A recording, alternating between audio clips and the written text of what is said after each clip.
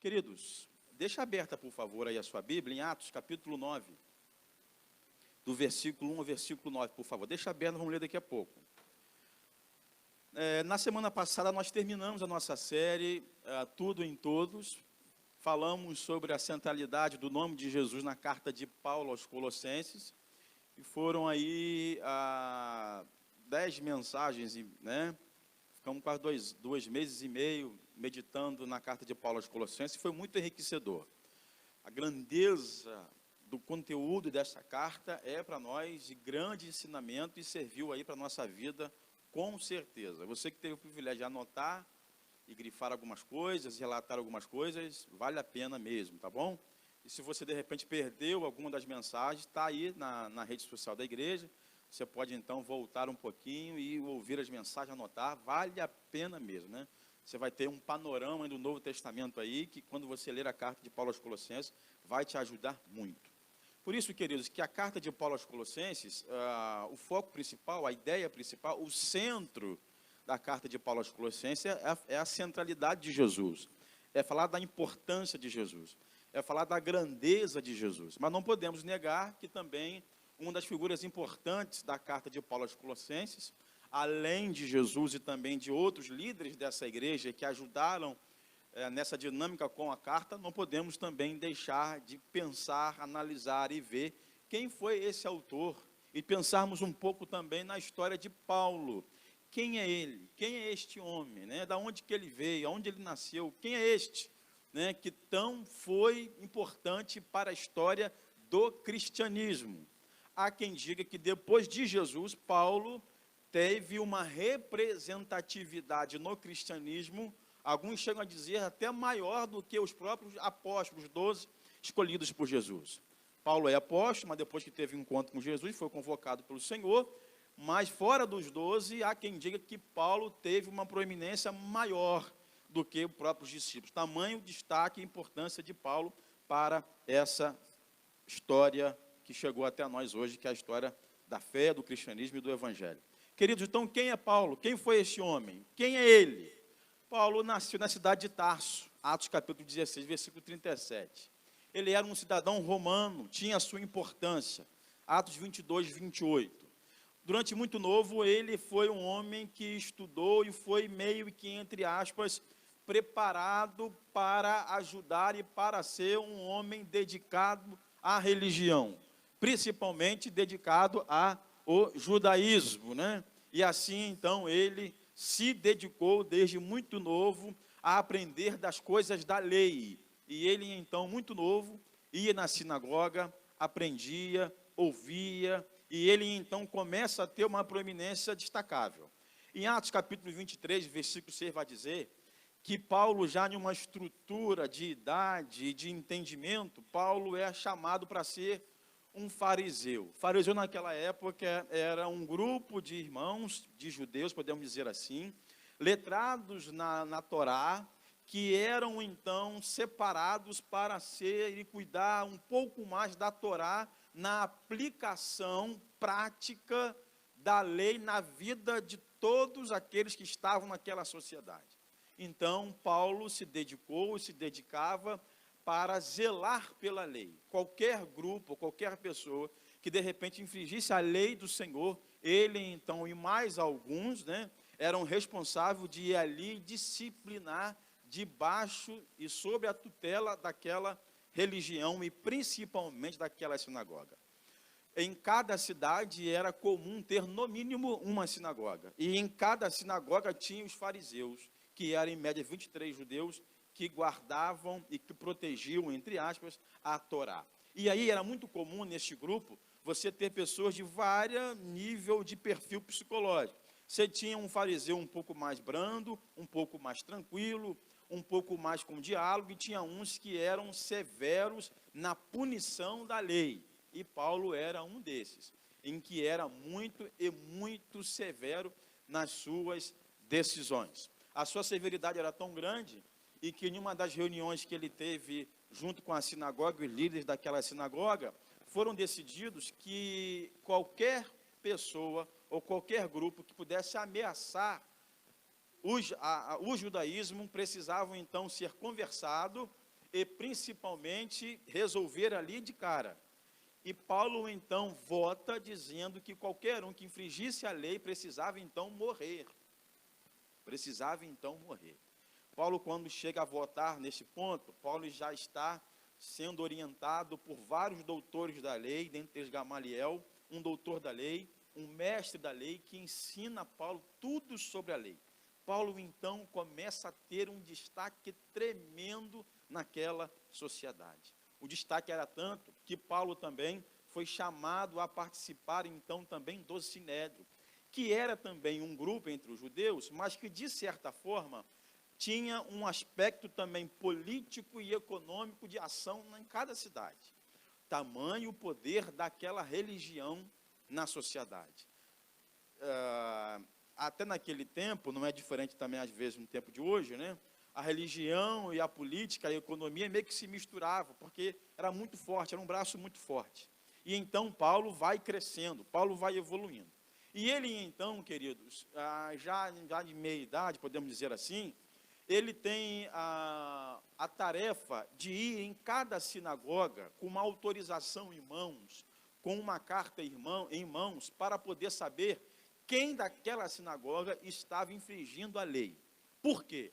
Porque naquele tempo de Jesus, muitos convertidos a Cristo ainda frequentavam as sinagogas, ainda frequentavam aquele grupo. Ou seja, tinha na sinagoga cristãos e tinha judeus. E os judeus, então, começaram a questionar a presença dos cristãos. E os cristãos também começaram a questionar algumas práticas dos judeus. E aí, então, queridos, a dinâmica do dia a dia das sinagogas começou a ficar desconfortável. E muitas pregações de Jesus e milagres de Jesus, ao sábado principalmente, ia muito nas sinagogas pregar a palavra de Deus. E muitos também, então, se convertiam. Paulo parece que meio que se cansou e pega, então, uma autorização da sinagoga para ir nas sinagogas também, para saber quem ali era cristão e quem não era. Ele perseguia homens, ele perseguia mulheres, ele perseguia também crianças. Todos eram punidos. Em Atos capítulo 26, versículo 10, relata o testemunho de Paulo para os religiosos, dizendo o que ele fazia e como que ele está agora. Ele foi transformado, ele foi mudado. E ele explica isso. E nas suas explicações ele diz que ele preferia levar as pessoas para a prisão e lá então poder matar cada uma delas. Então Paulo era um perseguidor ferrenho, porque ele perseguia e ele também matava os cristãos, principalmente porque ele não queria que o cristianismo avançasse.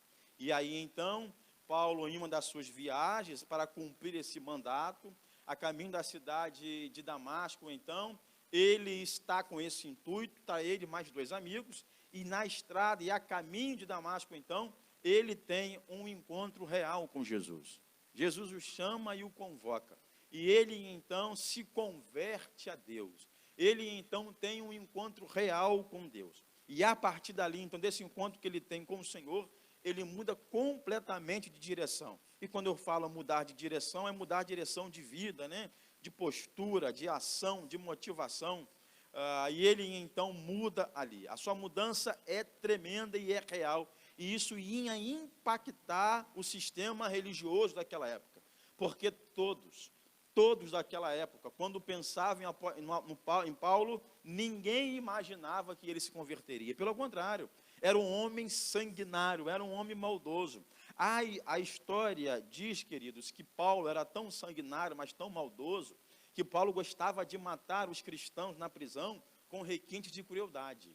E aí eu não sei que tipo de crueldade, mas coisa boa não é.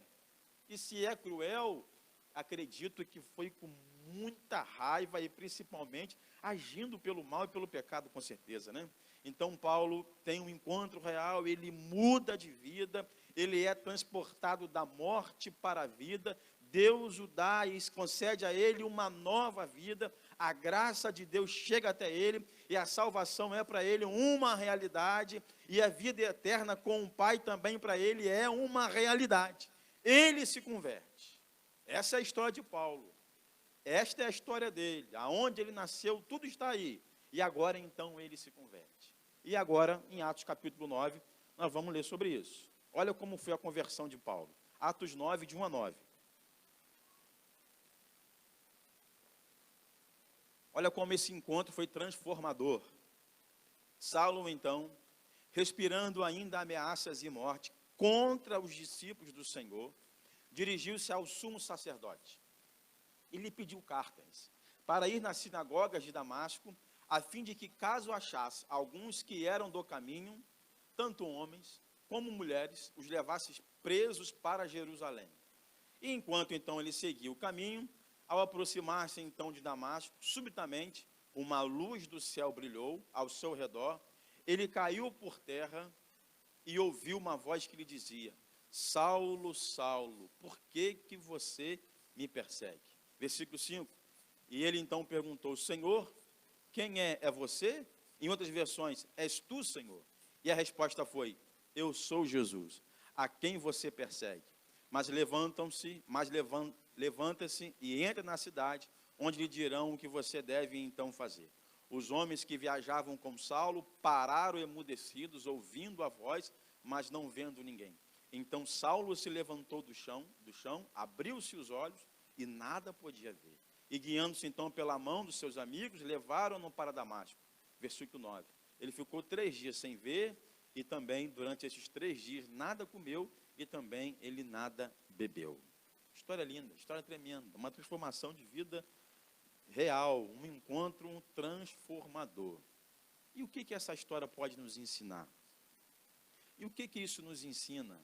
O que esse encontro de conversão de Paulo pode nos ensinar? Principalmente que a ideia aqui é falarmos sobre salvação, esse encontro transformador que salva alguém.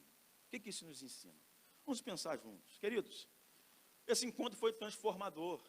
Paulo era um homem longe de Deus, ímpio, distante, sanguinário, maldoso, mal mesmo. A fama de Paulo era tão grande para o lado do ruim, que há quem diga que quando falavam de Paulo as pessoas tinham medo. Algumas mudavam de rota, mudavam de plano, porque não queriam encontrar Paulo. Apesar da igreja ser triunfante, muitos então não queriam encontrar Paulo, porque sabiam que quando encontrasse com ele, a certeza de morte era quase que uma realidade. Ou você então negue a sua fé, ou então corre o risco de morrer na prisão, porque ele era um homem sanguinário. A Bíblia diz que Paulo pegou esta carta e ia em cada sinagoga para saber quem era de Deus e também quem não era de Deus. Paulo era um homem que não queria seguir a Cristo, era um homem que não pensava em Cristo, era um homem que não tinha temor de Cristo. E sabe o que isso nos ensina? Isso nos ensina, essa história nos ensina, que a salvação, queridos, sempre será uma ação exclusiva de Deus. Em que momento Paulo quis se converter? Nenhum. Em que momento Paulo se inclinou para encontrar com o Senhor? Em nenhum momento. Em que momento na vida de Paulo ele recebeu uma evangelização e ele ficou sensível à ação de Deus? Em nenhum momento. Sabe por que em nenhum momento?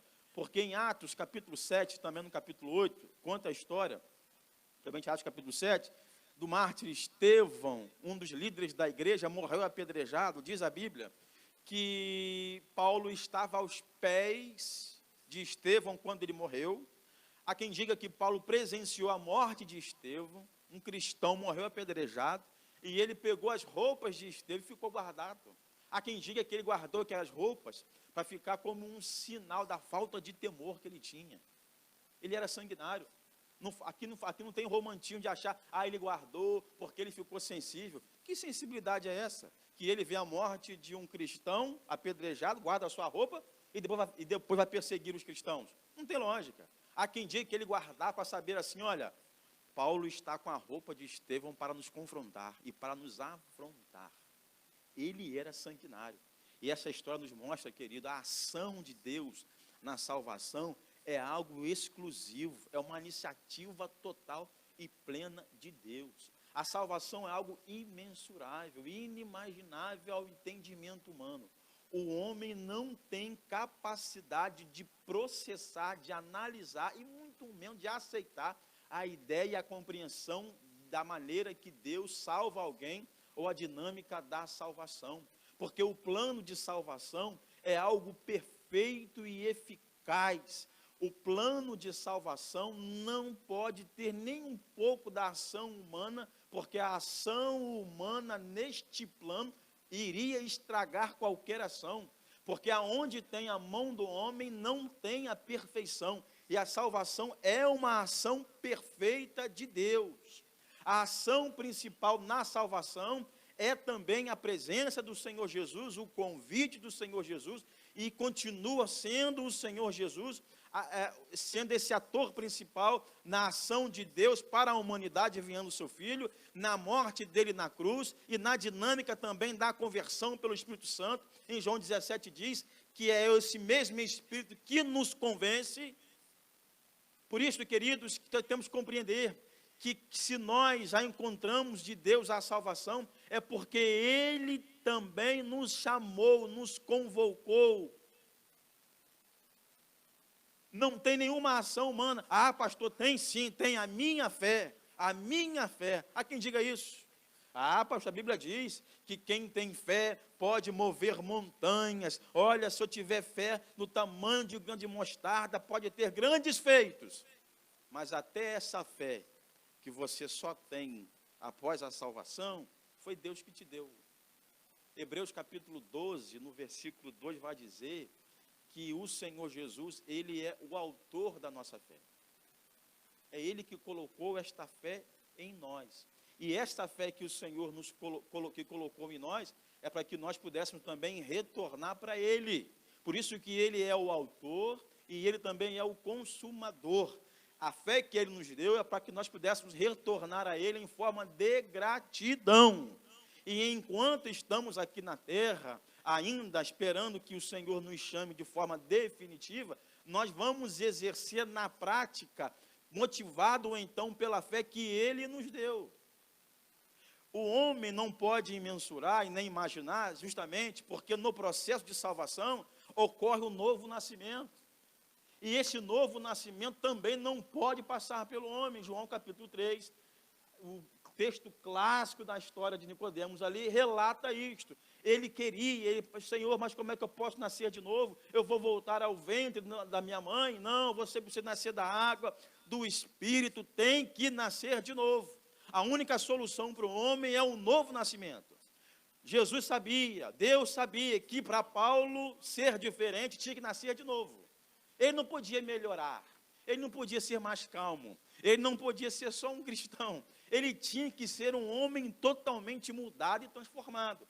É essa dinâmica que o Senhor também faz conosco.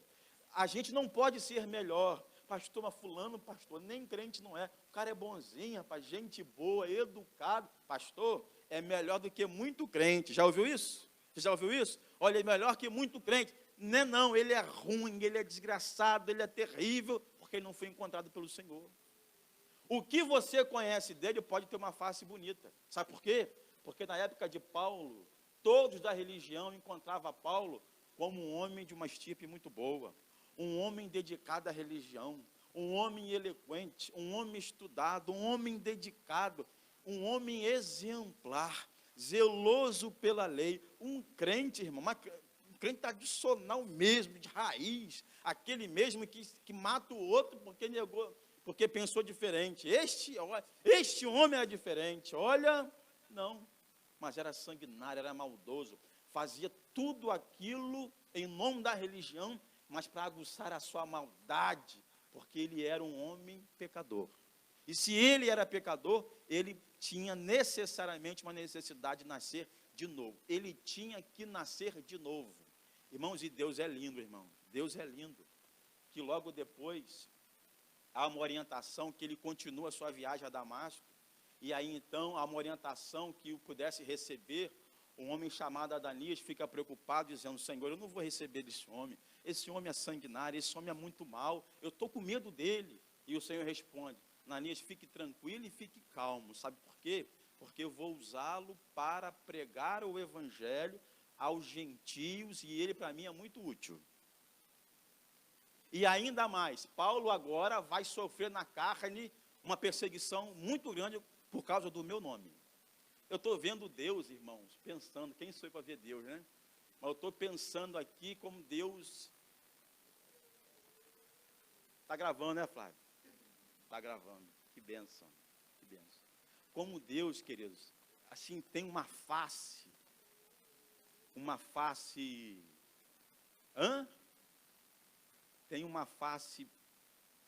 não é essa palavra, também não quero falar isso, porque não é bom falar isso, né? Mas é a melhor entonação que eu vou falar, mas eu falo depois. Mas, como é interessante ver Deus pensando assim, Paulo, você perseguiu a igreja, né? Você me perseguiu, né? Porque enquanto você perseguia a igreja, você me perseguia. Lembra da história que o Senhor fala assim, Saulo, Saulo, por que você me persegue?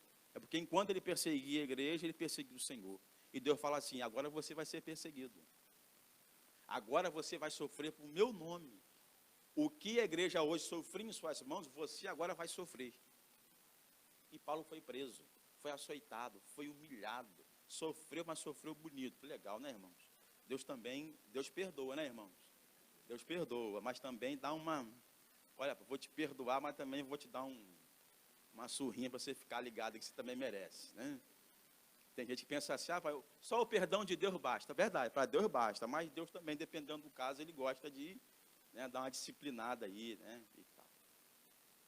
Queridos, a salvação é algo incondicional, parte de Deus, porque é perfeito e é um plano perfeito. Olha o que diz Efésios 2, do versículo 1 ao versículo 9. Ele nos deu vida.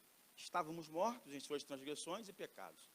Nós estávamos andando no outro tempo, segundo o curso desse mundo, segundo o príncipe da potestade do ar, do espírito que agora atua nos filhos da desobediência. Entre eles também, nós andávamos no passado, segundo a inclinação da nossa carne, faziam da vontade da carne, dos pensamentos. Éramos natureza filhos da ira, como também os demais. Somente, irmãos, olha só como é que era um homem sem Deus. Como é que esse homem sem Deus tem capacidade de compreender o processo de salvação? Se não for só por Deus. Mortos, andar o segundo curso do mundo, segundo o diabo, nos filhos da desobediência, segundo a inclinação da nossa carne, fazendo a vontade da nossa carne, pensamento, filhos da ira, mas Deus, rico, versículo 4, rico em misericórdia, por causa do seu grande amor que nos amou, estando nós mortos em nossas transgressões, ele nos deu vida. Com Cristo, pela graça, sois salvos. E juntamente com ele nos ressuscitou, e com ele nos fez assentar nas regiões celestiais em Cristo Jesus. Deus fez isso para mostrar, nos tempos vindouros, a suprema riqueza da sua graça, em bondade para conosco, em Cristo. Porque pela graça sois salvos, mediante a fé, não vem de vocês, é dom de Deus. Não vem de obras, para também que ninguém se glorie. A salvação é algo perfeito. E para ser perfeito, do início ao fim, deste processo de quando ele nos faz e nos gera um novo nascimento até morarmos com ele eternamente, precisa ser algo perfeito. E essa, para ser perfeito, para que nada dê errado, então, precisa ser uma ação exclusiva de Deus. Amém, queridos? Amém? Outra coisa que esse texto nos ensina. Paulo, então, está a caminho de Damasco, a sua agenda permanece, ele, então, ouve a voz do Senhor, dizendo, Saulo, Saulo, por que você me persegue? E ele então diz, Senhor, és tu? És tu, Senhor? E a resposta foi, sim, eu sou Jesus, a quem então você me persegue. Olha o versículo 6. Levanta-se, entra na cidade e lá vão te dizer o que vão fazer. Senhor, és tu? Sim, sou eu. Sou eu sim, Paulo. Por que você está me perseguindo? Enquanto você persegue ele, você me persegue. Fala o seguinte, levanta. Levanta, continua a sua viagem. Quando você chegar em Damasco, vão te informar o que vai acontecer. E o que eu acho mais interessante, que é o que eu aprendo aqui com a salvação, é que ele não questiona nada. Porque ninguém é capaz de resistir a um convite deste. A um convite irrecusável. A salvação é irrecusável. Queridos, esta era a melhor hora e o melhor momento para Paulo questionar. Eu vou para onde, Senhor? Mas eu nego a fé em Ti. O que está acontecendo? Para onde que eu vou? O Senhor vai me levar para onde? Se o Senhor não me abençoar, sei o que o Senhor está fazendo. uma fé corajosa, essa fé que nos ensina hoje aí, de coragem, de colocar Deus à parede, de determinar o que você quer, porque você é a cabeça, você é poderoso, você move montanhas, você é forte. Este homem, um grande homem, agora é um gatinho. Pergunta nada, não questiona nada, não recusa. Sabe por quê? Porque ele foi tomado pela graça de Deus. Este convite é irresistível porque vem de Deus. Não questionou, não reclamou. E outra coisa interessante, foi tão irrecusável e foi também identificável, porque estava claro para Paulo de quem era aquela voz. Porque quando Deus fala assim, Saulo, Saulo, por que você me persegue?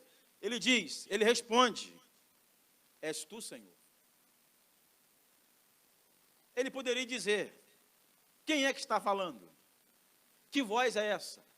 Quem conversa comigo? Queridos, imagina você em casa e você fala assim, fulano, fulano, Wellington, Wellington, é você, rapaz?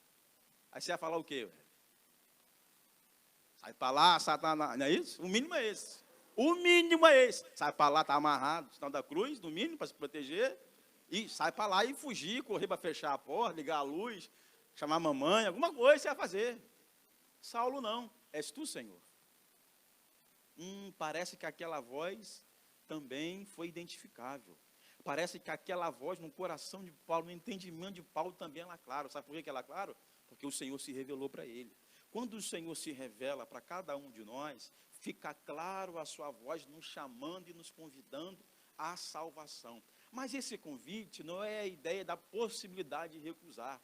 A ideia do convite é dizer, vem, pode vir, vem e venha mesmo, porque ela é irrefutável. O homem não tem condições de negar um convite do Senhor.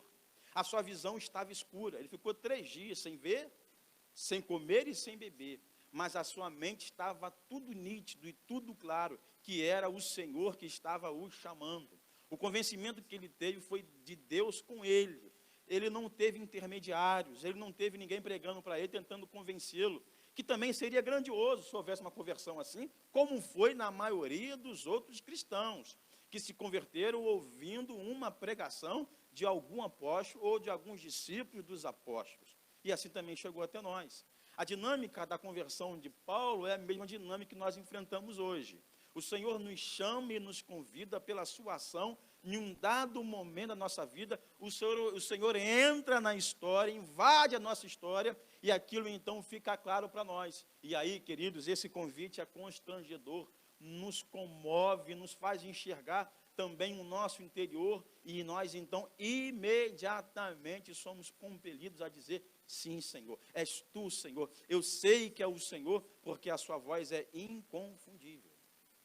Queridos, cada um tem a sua experiência de conversão. Mas eu me lembro da minha conversão em 99. Eu me lembro. Ouvi a pregação e ao mesmo tempo eu olhava para o meu interior. Eu olhava para dentro de mim. E esse contraste do convite com a minha vida é que me fez enxergar a minha impotência e dizer, Senhor, eis-me aqui. Só isso. É só isso. Essa dinâmica da salvação e este convite, ela é irresistível. Se ela chegou até você, é porque você precisa dizer sim. Se você não diz sim, é porque não chegou até para você este convite. Paulo foi impactado pela graça de Deus. Paulo foi impactado pela ação de Deus. Paulo não questionou, Paulo não perguntou, ele não disse nada. A voz estava compreendida. Aquela voz, ele sabia de quem era, que era do Senhor, e ele tinha então só que obedecer. Ele nem questionou o fato de andar sendo conduzido por 2 amigos a uma cidade que ele nem sabia o que ia encontrar, cego, sem comer e sem beber. Não questiona nada. Sabe por quê? Porque ele já estava guardado e sendo cuidado então pelo Senhor. João capítulo 10, versículo 16, e o versículo 26 e 27 tem um texto interessante. Jesus diz, ainda tem outras ovelhas, não deste aprisco, eu preciso trazer também estas. Olha que coisa interessante. Jesus está pregando para os seus discípulos, e em volta tem uma multidão e alguns religiosos, com certeza. E ele diz assim, olha, eu tenho mais pessoas para serem conduzidas à salvação. Elas não estão aqui, elas estão espalhadas em outros lugares. E eu vou encontrar cada uma delas. E vou convocar cada uma delas. Elas vão ouvir a minha voz. E eles então entenderão que haverá só um rebanho e um só pastor. Mas há quem vai ouvir e não vai crer. E não vai crer porque não são minhas ovelhas. Olha que coisa interessante. Então percebe-se que na dinâmica do ministério de Jesus, qual era a dinâmica? Ele pregava para a multidão, mas ele sabia que naquela multidão estava a igreja e o que não era a igreja.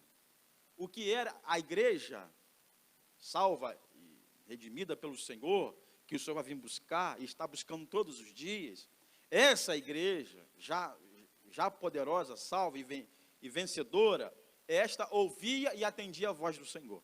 Quem não atendia a voz do Senhor é porque não era a igreja. Porque pense bem, irmãos, como que pode Jesus pregando de uma forma poderosa e você tem um público ali de 500 pessoas, e ali você tem 300 pessoas que se convertem e 200 que não? Por que 200 se converteram? Se estava ali para ouvir Jesus, se estava frequentando a igreja, frequentando o culto, indo no culto, mas não se converte. Por que ele não se converte? Pastor, porque ele não quer? Não, porque não foi convidado. Difícil, né? Mas é assim. Ele não ouviu a voz, ele não compreendeu a voz. 27. As minhas ovelhas ouvem a minha voz. E outra, elas ouvem a minha voz, eu as conheço, elas me conhecem e elas me seguem. Olha que dinâmica simples. Ouve a voz do Senhor, responde à voz do Senhor, sabe que a voz é do Senhor, eu as conheço, e elas então me seguem. Quem não segue é porque não ouviu a voz. Este convite é irrecusável. Nós temos que parar de confundir as coisas e achar que este poder está em nossas mãos, e achar que eu quero ou não quero, eu desejo ou não desejo, eu que digo sim, eu que digo não. Não, não é assim. A salvação é perfeita e plena e integral, precisa ser somente de Deus. E quando acontecem, nós vamos sempre dizer sim. Esta graça é irresistível. Não tem nenhum homem capaz de dizer não para Deus. Não tem. Quem disse não para Deus é porque não é de Deus. Só isso. E se não é de Deus e disse não para Deus, o futuro nós já sabemos qual será. Amém, queridos? Outra coisa também interessante. E aí, então, a partir do versículo 10, inicia-se, então, a história de Paulo. E aí, agora, ele vai ser um pregador eloquente também. Agora, para ele, já estudado, já conhecendo a lei, já conhecendo o rito, já conhecendo a religião, conhecendo outras coisas mais, agora para ele está um pouco mais fácil e melhor. Porque agora, como o cristianismo, parece que ele junta as coisas e a sua mensagem fica muito forte e fica, então, muito poderosa. E aí os irmãos vão ver a história de Paulo nas cartas, em Atos dos Apóstolos, tem ali toda a sua história até a sua morte. Queridos, mas porém, esta ação e esse momento na vida de Paulo foi um momento único, porque a salvação na vida de um homem sempre será um ato único da parte de Deus. Sempre será um ato único da parte de Deus. Alguém, quando encontra a salvação, só vai encontrar uma vez. A salvação sempre será um momento único na vida de alguém. O homem só será agraciado pela salvação apenas uma vez na sua vida. Essa experiência na vida de Paulo foi única. Na Bíblia, não há nenhum outro relato que Paulo teve outro encontro dessa dimensão com o Senhor Jesus, a tal ponto de fazer converter, de mudar de vida e de nascer de novo. Porque na caminhada da fé, nós não estamos sendo salvos o tempo todo, ou perdendo a salvação o tempo todo. A religião em si é que trabalha nesta ideia e neste ponto. Preste bem atenção, irmãos, preste bem atenção. Nós temos que entender que a salvação é algo tão sublime, perfeito e eficaz, que ela é um ato único de Deus. E por isto que nós, então, temos essa salvação como um presente, uma dádiva. E esta salvação que já está em nós, pela morada do Espírito de Deus, ela já nos faz vencedor, vitorioso, até nós nos encontrarmos com Ele eternamente. Nós podemos encontrar com Ele eternamente quando Ele nos chamar, quando podemos sofrer uma enfermidade, morrer, uma gripe, nós estamos vendo casos aí, um atropelamento, da forma pior possível. Ou senão, quando Ele vir nos buscar. Independente da forma, nós vamos nos encontrar com Ele. E esta ação da salvação em nós precisa ser perfeita, justamente para não ser frágil, pequeno e volútil. Por exemplo, tem muitas pessoas que acham que a salvação é algo que você perde e pode ganhar a qualquer momento. Há quem diga que se você, uma vez, quando você entrega a sua vida para Jesus e fica salvo, você precisa manter-se em santidade nos padrões estabelecidos por aquela igreja ou por aquela religião, para você então manter a salvação. Na medida que você vá cumprindo aqueles ritos que a igreja te ensinou, você vai mantendo a salvação. Na medida que você então fere algum daqueles ritos, você então começa a perder a salvação e você então é questionado e você pode ser ameaçado dizendo: olha, fulano, cuidado, hein? Você pode perder sua salvação, hein? E na dinâmica do tempo, essa perda da salvação foi mudando de nome e de histórias há muito tempo. Há quem diga que já passou por isso aqui de repente, que a gente perdia a salvação se fosse na praia. Uma mulher, para usar biquíni há 30 anos, 40 anos em uma igreja, era crucificada. O homem, se fosse jogar bola num domingo, perdia a salvação e tinha que se converter 10 vezes. E usava-se a expressão assim: ó, fulano, você tem que se converter de novo, hein? Já viu isso? Aí a gente não entendia nada, e que às vezes na igreja, quando o pastor fazia apelo, né, tinha pessoas que toda hora se convertiam. E ele sempre ia na frente toda hora. Aí as más línguas diziam, está gravando, né, Flávio? Está gravando aí, né, Flávio? Aí as más línguas diziam que aquele era o puxador de convertidos, que tinha alguém na igreja especialista em puxar convertido, porque tinha gente querendo se converter, mas não queria ir na frente. Mas se fosse alguém, aí ia. Então ele era a pessoa especialista para isso. Mas há quem dizia também que ele se convertia o tempo todo. E aí as pessoas perguntavam: mas fulano, você de novo, rapaz? Esse mês você se converteu umas 20 vezes. Ah, rapaz, pequei ontem. E aí, se eu não me converter de novo, vou perder a salvação. Queridos, eu acho, assim, né, deve ser angustiante, porque o camarada pode ganhar e perder a salvação durante a semana várias vezes. Ele perdeu segunda, ganhou terça.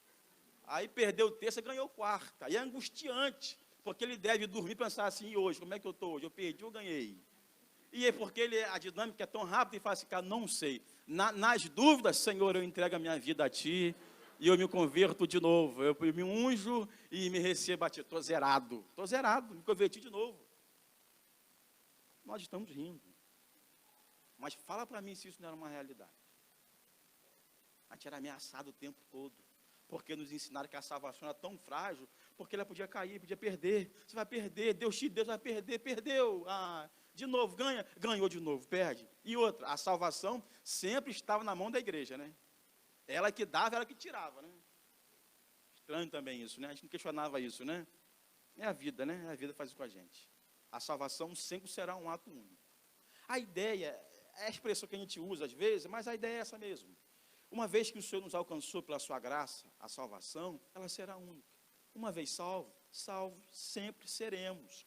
Pastor, então eu posso pecar? Não, você não é salvo. Se você tem um estímulo de querer pecar sempre, é porque a salvação não lhe alcançou. A ideia de pecar será uma realidade para cada um de nós, porque enquanto estamos aqui, correremos esse risco. Mas isso não compromete a sua salvação, isso compromete a sua santidade e testemunho. O seu pecado compromete a sua santidade e o testemunho, que é péssimo para a igreja, mas a sua salvação não. E se você pensar assim: pastor, então se eu sou salvo, eu vou fazer o que quiser. Isto é a prova que você não foi salvo e a ação do Espírito Santo não está em você. Porque a ação do Espírito Santo em você não te dá força e não faz você pensar assim. Porque o pecado, para nós, é morte. Romanos 3:23. O salário do pecado é a morte.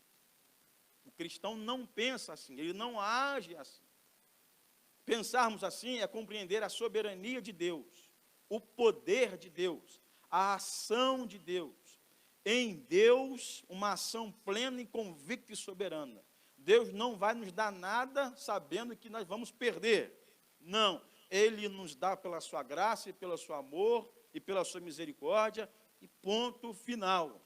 Porque se esse ganhar e perder fosse uma realidade, demonstraria a ineficácia da ação de Deus em nos dar. Que Deus é esse, tão fraco, que perde naquilo que dá a cada um de nós?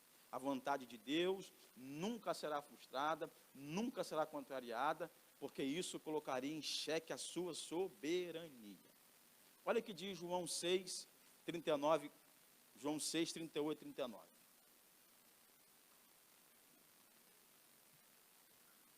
Porque eu desci do céu, não para fazer a minha vontade, mas a vontade daquele que me enviou. E a vontade daquele que me enviou é esta: que eu não perca nenhum daqueles que o Senhor me deu. Pelo contrário, eu o ressuscitarei no último dia. Deus não perde e não vai perder só porque o Senhor que deu. Deus deu. Se Ele deu, acabou. Queridos, a igreja é, por natureza, vitoriosa, gloriosa e grandiosa. A igreja não está sendo ameaçada e nunca será ameaçada. Este teor político que todas as vezes na história invade a igreja, e às vezes nós nos enganamos e pensamos assim: pastor, precisamos colocar cristãos na política para proteger a igreja, para cuidar da igreja. Às vezes, sem a gente perceber, a gente acaba achando que a redenção da igreja passa pela redenção política, inclusive partidária. Isso é um perigo. É verdade que a política pode ajudar no modus operandi do dia a dia da igreja, mas ela não compromete em nada a história e a vida e a saúde da igreja.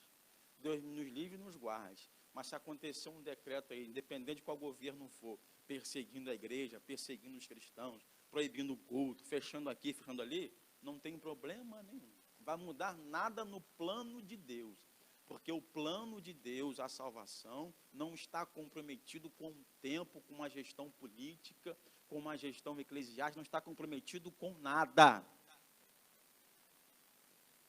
A vitória da igreja se deu na cruz e acabou. Podemos morrer, podemos ser perseguidos, não interessa, mas vamos nos encontrar com Ele. A redenção da igreja está em Jesus, somente em Jesus. Paulo deixou de ser perseguidor para ser apóstolo. Mudou de vida, nasceu de novo, teve um novo nascimento. Agora é um homem de Deus transformado e mudado pela ação do Senhor. Pastor, agora me pergunto, como é que eu sei que eu tenho ou não a salvação? Como é que eu sei que a ação de Deus aconteceu na minha vida? Como é que eu entendo, como é que eu compreendo isso? Você compreende isso porque a voz foi clara para você. Se há dúvida, é porque não foi claro. E às vezes não é claro, porque você pode se fazer algumas perguntas. E eu quero também fazer algumas perguntas. Exemplo, você sente um desejo de entregar a sua vida para Cristo? Se ouve tanto de igreja, de religião, de crente, e mau testemunho aqui, bom testemunho ali, uma confusão, algo desconfortável, você tem um desejo. No seu interesse, você fala assim: pastor, eu queria conhecer a Cristo. Eu queria conhecer. Você fica pensando em ter um relacionamento com Cristo, pela palavra, você conjectura isso, você pensa nisso. Você está cansado de olhar para a sua vida, para o seu interior, que só você e Deus sabe e conhece. E você sabe o quanto você é difícil, o quanto você é complicado, o quanto você é maldoso, o quanto você é mau. E você vai falar assim: pastor, a vontade que eu tenho é de nascer de novo. Já usou essa expressão? Olha, eu estou tão cansado, tanta frustração, tanto desânimo, tanto problema, tanta coisa difícil na minha vida. Olha, a vontade que eu tenho é nascer de novo. Eu queria vir de novo. Isso é possível. Em Cristo isso é possível. Quem sabe você até questiona a existência de Deus o tempo todo. E estranho, porque você questiona a existência de Deus e você entende que Ele não existe, mas você questiona. Se Ele não existe, para que questionar o que não existe? Você fica pensando nisso o tempo todo. E aí você não sabe o que crê, o que acredita. Você fica toda hora incomodado com essas coisas de igreja, de religião. Isso na sua cabeça é confuso demais. Eu quero te dizer que a voz de Deus é inconfundível. E que se você tem esses desejos, eu quero dizer que tudo isso é bom. E possa ser que a voz de Deus está te convocando e te chamando. Quando ela ficar clara para você, é a hora de você entregar e compreender. Senhor, eis-me aqui. Esse encontro transformador de Paulo é para nós também uma realidade. Acontece todos os dias. Todos os dias novas pessoas nascem na fé. E eu quero dizer para você que você pode fazer isso hoje. Você e Deus, você pode fazer isso hoje. Você pode compreender essa voz hoje. Ele está falando com você. Você está entendendo isso? Você está compreendendo essas coisas? Você está incomodado com a sua natureza? Eu queria orar por você. Eu queria falar com Deus e pedir que o Espírito Santo tocasse no seu coração. E que você, então, compreendesse esta ação exclusiva de Deus. E sabe, hoje você está aqui, está longe de Deus, e você ouviu a palavra, e você fala assim, olha, eu queria ter esse encontro com o Senhor. Você pode ter esse encontro com o Senhor agora. Porque quem faz a obra é Ele. Quem faz a obra é o Senhor. Feche os seus olhos, por favor.